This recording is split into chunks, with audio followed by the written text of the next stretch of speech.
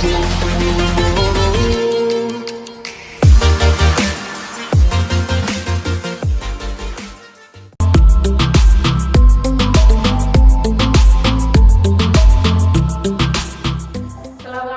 warahmatullahi wabarakatuh.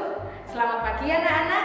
Semoga kalian semua selalu berada dalam lindungan Allah Subhanahu wa taala. Masih tetap semangat belajar? Oke, jangan lupa ya, selalu taat protokol kesehatan dan selalu sholat lima waktu. Sebelum kita mulai pembelajaran kita hari ini, yuk kita awali dengan baca basmalah bersama-sama. Bismillahirrahmanirrahim. Semoga apa yang kita dapat hari ini mendapat berkah dari Allah Subhanahu wa taala.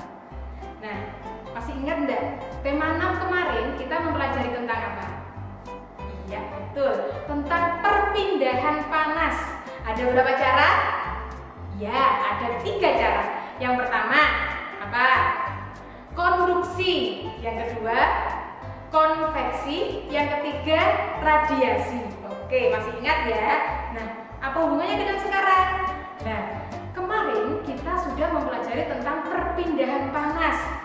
Kalau masih ingat, kemarin kamu sudah mempraktikkan percobaan perpindahan konduksi, konveksi, dan radiasi. Lalu, ketika kamu mempraktekkan proses konveksi, mendidihkan air, nah, pada proses konveksi itu, kalian mendidihkan air, lalu apa yang terjadi pada airnya? Apakah tetap berupa air atau berubah wujud? Nah, kali ini di tema 7 kita akan mempelajari tentang perubahan wujud benda. Jadi, setelah perpindahan panas, lalu perubahan wujud benda apa yang terjadi ketika mendapatkan panas itu? Yuk, kita pelajari bersama-sama.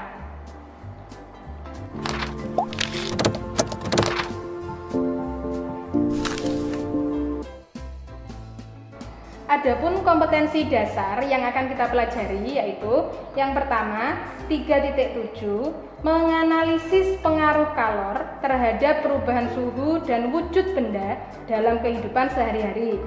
Kemudian yang kedua 4.7 melaporkan hasil percobaan pengaruh kalor pada benda. Coba kamu perhatikan gambar di samping ini. Nah, kenapa ya esnya kok bisa meleleh?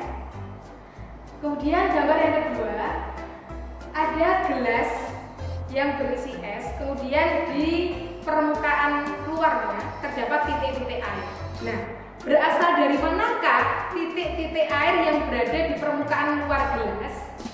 Yuk kita cari jawabannya.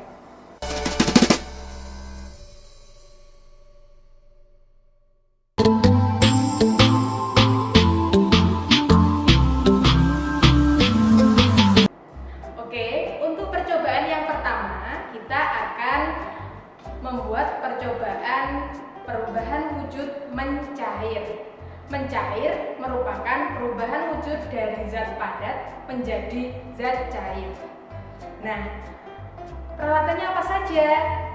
Oke, di sini yang pertama ada kasa, kemudian kaki 3, kemudian yang 3 bunsen, yang ini gelas kimia, korek api, dan es batu. Oke, pertama-tama kita susun alat-alat dan bahan ini sesuai dengan kita nyalakan bunsen.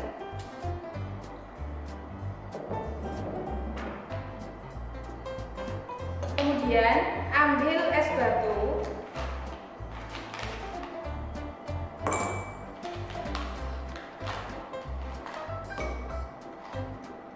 Kita taruh di atas kasanya.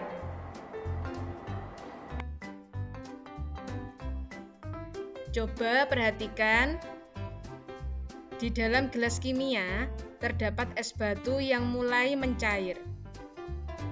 Nah, di sini kita bisa lihat proses perubahan wujud dari zat padat menjadi zat cair.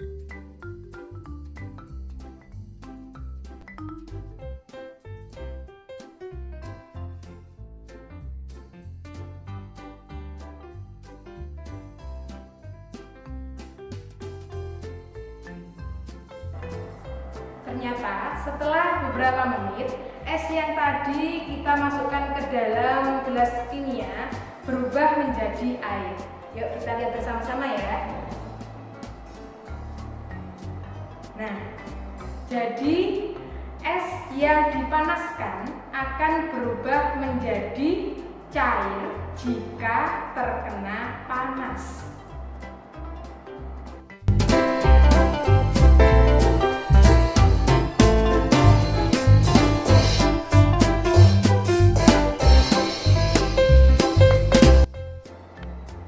Untuk percobaan yang kedua yaitu proses membeku, perubahan wujud dari cair menjadi padat.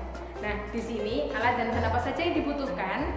Nah, di sini kalian sering sekali membuat es di dalam kulkas. Nah, alatnya apa saja? Di sini ada plastik. Nah, plastik ini diisi dengan air. Kemudian, plastik ini akan kita masukkan ke dalam freezer. Apa yang terjadi 1 hari kemudian? Nah, kita lihat ya. Anak-anak, ternyata setelah 1 hari kita masukkan ke dalam freezer, kantong plastik yang berisi air tadi ternyata berubah menjadi es batu. Nah, ini membuktikan bahwa zat cair bisa berubah menjadi zat padat jika melepaskan kalor.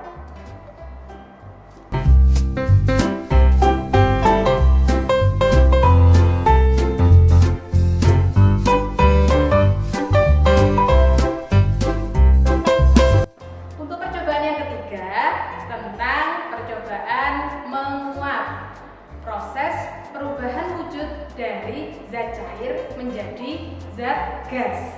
Nah, di sini alat dan bahan apa saja yang kita butuhkan? Kasa, kaki 3, bunsen, gelas kimia yang berisi air, ini namanya kaca arloji, dan korek api. Nah, kita susun bersama-sama ya.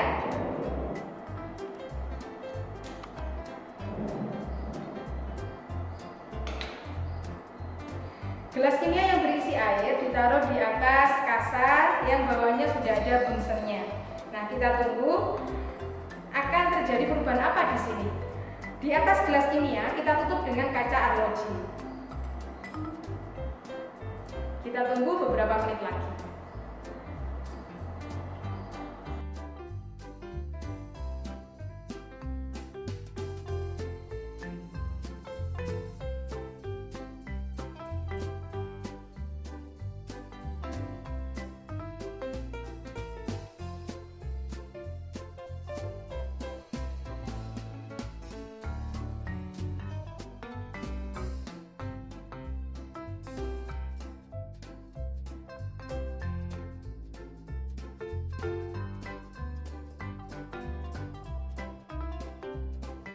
Coba perhatikan di atas kaca arloji terdapat uap air.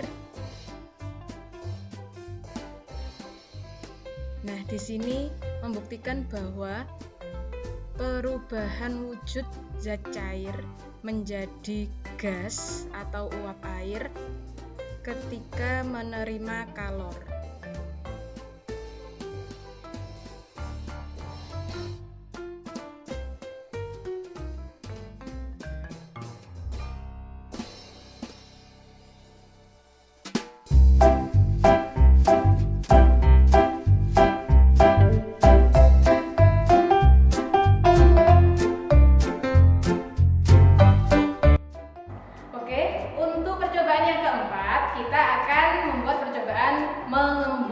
Mengembun merupakan perubahan wujud dari gas menjadi zat cair. Nah, apa saja yang dibutuhkan? Mudah sekali, kalian bisa melakukan semuanya di rumah. Nah, Ustazah di sini punya gelas yang berisi es. Nah, jika kalian perhatikan di luar gelas ini ada titik-titik air. Pasti kalau kalian minum es, bisa es teh, es jeruk, atau es kopi yang lagi viral ya. Nah, kalau kalian minum es, ternyata di luar gelas ini ada titik-titik air yang berada di permukaan gelas. Nah, berasal dari mana titik-titik air ini? Apakah dari es yang ada di dalam? Atau dari mana? Kalau berasal dari dalam, berarti gelasnya bocor dong. Nah, menurut kalian gelasnya bocor nggak? Kalau bocor, jelasnya ini sudah melebar kemana-mana airnya. Ternyata titik-titik air yang berada di permukaan gelas ini berasal dari uap air atau air yang berbentuk gas dari udara yang di sekeliling kita. Kemudian karena ada es di dalam sini, maka gas air atau uap air yang ada di sekeliling gelas ini akan melepaskan kalor dan berubah menjadi titik-titik air yang menempel di permukaan gelas. Ini membuktikan bahwa uap air atau gas bisa berubah menjadi air jika melepaskan kalor.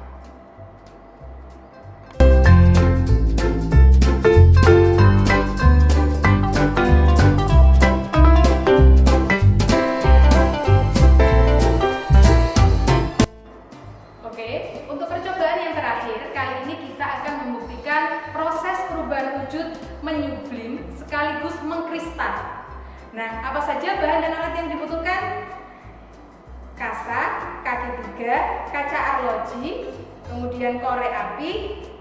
Ini gelas kimia berisi pasir, ya. Bunsen, ini lumpang dan alu. Kemudian kapur barus dan es batu. Nah, apa saja yang harus dilakukan? Pertama-tama kita haluskan dulu kapur barus, ya. Kita haluskan di lumpang dan alu.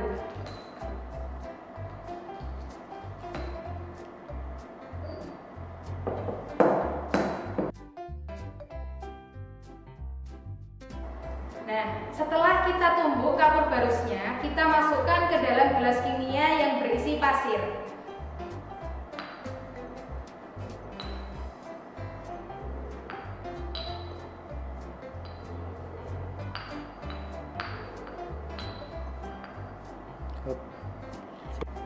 Setelah kita masukkan kapur barus ke dalam gelas kimia berisi pasir, kita aduk bersama-sama, ya, agar bercampur menjadi satu. Nah, setelah bercampur, kita nyalakan bunsen.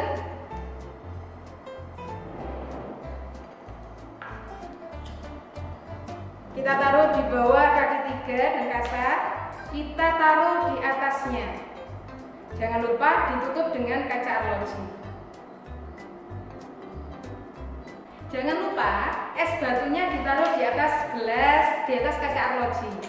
Nah, seperti ini ya.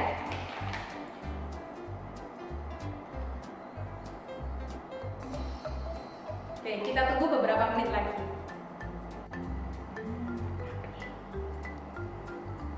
Coba kalian perhatikan, ada asap di bawah kaca arloji.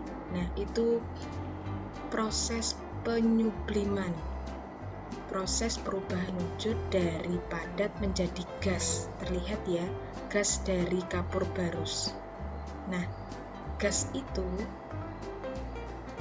akan melepaskan kalor ketika terkena es batu di atas kaca arloji, sehingga menyebabkan perubahan wujud dari gas menjadi padat yang disebut dengan mengkristal.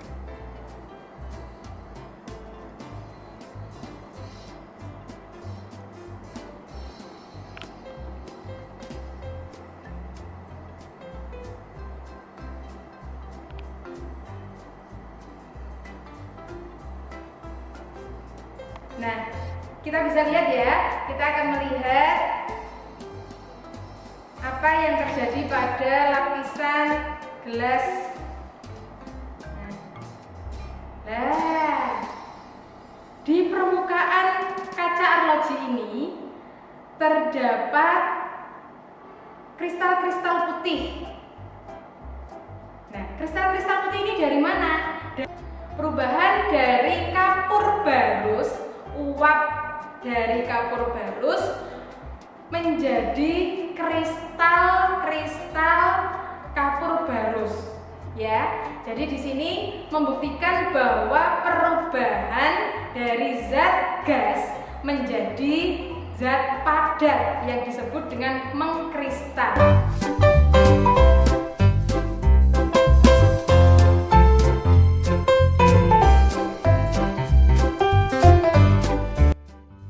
Nah, dari percobaan kita tadi, kita tahu faktor-faktor yang mempengaruhi perubahan wujud suatu benda.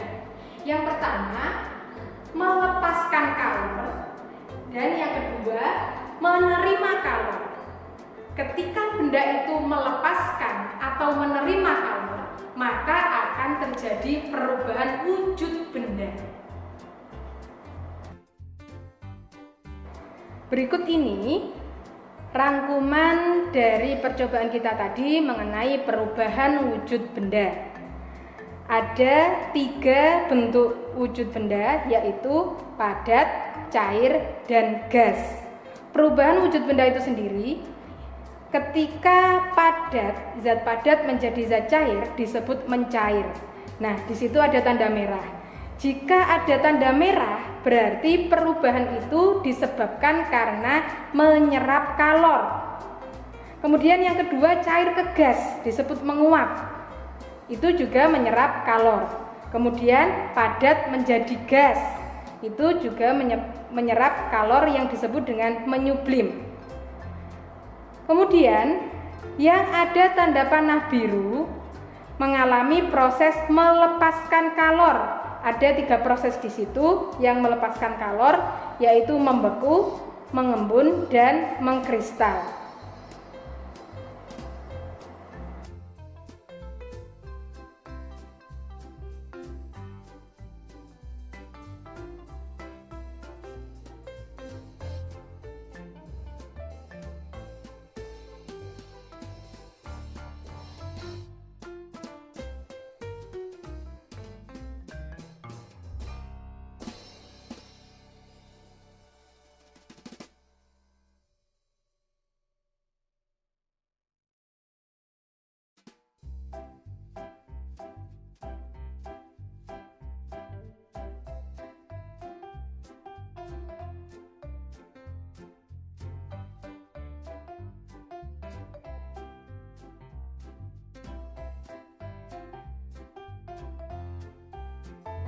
Alhamdulillah, pembelajaran kita hari ini sudah selesai.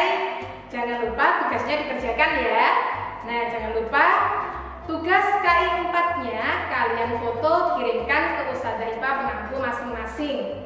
Ya, kita akhiri pembelajaran hari ini dengan baca hamdalah bersama-sama. Alhamdulillahirrabbilalamin. Semoga apa yang kita dapatkan hari ini mendapat berkah dari Allah Subhanahu wa taala. Tetap jaga kesehatan, sholat 5 waktu, patuh kepada ustadz dan ustadzah dan orang